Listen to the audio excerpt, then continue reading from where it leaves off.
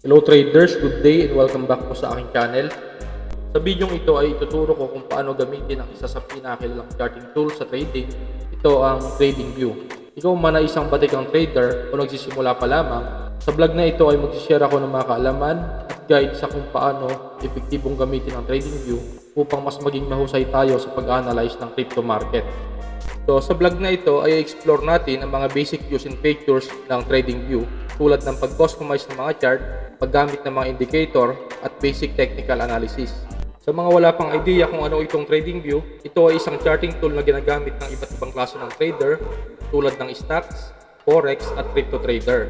Kung gusto mong gamitin ito, punta ka lang sa address bar ng iyong Google Chrome at i-type ang tradingview.com. Dito ay required na mag-sign up muna tayo or gumawa ng account bago natin ito magamit.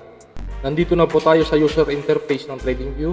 So kung mapapansin nyo, meron na ako nakalagin na account. Dito sa search box, dito natin pipiliin yung coin na gusto natin i-chart or i-analyze. Dito naman yung time frame, ito yung candles, dito naman yung indicator. At dito sa bandang kanan, ito yung price. Dito naman sa kaliwa, ito yung mga tools na ginagamit natin sa pag-drawing ng ating chart. So guys, mamaya ipapaliwanag ko sa inyo sa isa yung mga yan. Dito, punta tayo dito sa ating search box at pipiliin natin yung coin na gusto natin. Halimbawa, XRP. Type lang natin itong XRP, then USDT. XRP, USDT, then select natin itong nasa unahan. Kahit saan dito, pwede natin i-select. For this vlog, select lang natin itong nasa itaas. Ito po ang chart ng USD ng XRP. I-remove ko lang itong mga drawings para malinis ang ating chart. Dito, pwede natin piliin kung gusto natin piliin. Pwede rin yung sa stock market, pwede natin i-select. Halimbawa, yung Jollibee, JFC. At then, select lang natin itong stocks. Sa stock market, pwede rin siya sa BSE. So, select lang po natin ito nasa bandang unahan. Kung nag-stock market kayo, pwede nyong gamitin din itong TradingView para dito kayo mag-charting, mag-analyze ng market ng Jollibee. Then, select pa ulit tayo ng iba. Halimbawa, dito sa Forex, i-select natin itong Euro USD. Ito, type lang natin yan. Then, select natin itong nasa ita. Pangalawa. Ito yung chart ng Forex, Euro USD. Ngayon naman ay babalik na tayo sa crypto. Type natin itong BTC. Then select natin dito sa crypto. Select natin ito. Pwede natin yung ipalitin sa chart. Then drag lang po natin dito sa bandang kanan. Kung napansin nyo, para sa mapalaki siya. Pwede nyo pang palitin yan. I-drag nyo lang na ganyan. Para may resize yung chart. Ito, papaliwanag ko sa inyo yung mga gamit ng mga tools. So, dito sa tools, ito mapapansin nyo itong mga star na yan. Pag click mo yung star, ay pupunta siya dito sa favorites. So, mag-sample tayo. Click ko lang tong star. Then, pansinin nyo, may naipunta na siya dito sa ating favorite list. So, trend line. So, try natin gamitin tong trend line. So, dito po ginagamit ng trend line. Nagpa-plot tayo ng trend line sa trend line support at pwede rin tayo mag-plot dito sa trend line resistance. So, yan po ang gamit niya. So, dito naman sa time frame, dito natin i-select yung mga time frame na gusto natin. 1 minute, 3 minutes, 5 minutes, so 1 hour, so 1 day. So, punta tayo sa daily chart. So, dito po tayo ngayon sa daily chart ng BTC. So, pwede rin tayo pumunta sa mas lower time frame, 4 hours.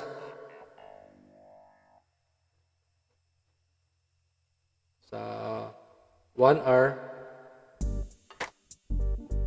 Ayan ang sura niya. Dito naman sa indicator, So, dito natin dito naman natin i-select yung indicator na gusto natin. So, halimbawa, RSI. So, select lang natin tong RSI. Then, kung gusto nating ilagay sa favorite list, click lang natin tong star. So, pansinin natin na pag na-click natin to, andun na siya sa favorite list. So guys, close ko lang to, balikan natin tong indicator. At makikita natin sa favorite list ay nandito na nga siya, RSI. So dahil isa pa lang yung indicator natin, 1, 2, so kulang pa tayo ng isa para 3 indicator kasi maximum of 3 indicators ang pwede natin gamitin dahil free version tayo. Select ko lang itong MACD indicator. Then i-click ko lang din tong star para may add siya sa favorites. At then select natin, click. So dito na po siya sa ating indicator list. So ito po ang gamit niya. So ganyan lang po yung mga paggamit natin sa pag-analyze ng market. May mga indicator tayo na ginagamit. Then gusto natin itago, click lang natin to. At dito naman sa candles, dito pwede natin piliin yung iba't ibang candles na gusto natin. Ito yung pinaka-common tong candles at Heikinati. So pwede natin piliin tong Heikinati. So mapapansin natin na mas smooth gamitin ang Heikinati. Kung magbabay tayo, kailangan solid green. Halimbawa dito tayo nag-enter, solid green. And then hayaan lang natin na habang hindi siya nagpupula, hindi pa tayo magbebenta. So dito naman sa sell, ganun din. Kung halimbawa nag-sell tayo dito sa unang candle na to, huwag muna tayo mag-close trade hanggang hindi pa siya nag-green. So hayaan lang natin magpula. Halimbawa kumikita na tayo, so let the profits run. Pag free lang ang ating account, meron lang tayong 3 available indicators. So hindi na po tayo pwedeng lumagpas sa 4. So kung gusto nating gumamit ng 5 indicator, magbabayad na po tayo at itong Pro version may 5 indicators at itong Pro Plus 10. At ito namang premium indicator ay 25 indicators ang maximum na pwede nyo gamitin. Click nyo lang itong upgrade kung gusto nyo mag-upgrade sa Pro o Premium. Hanggang dito na lamang at maraming salamat sa iyong panonood. Kung nagustuhan mo ang video na ito, paki-share naman sa iyong mga kaibigan at kakilala upang mas marami pang matulungan na gustong matuto. Huwag mong kalimutang mag-subscribe, mag-like, at i-click ang notification bell para lagi kang updated sa mga bagong video na aking ina-upload. At kung may katanungan ka, please comment down below. Hanggang sa muli, bye for now.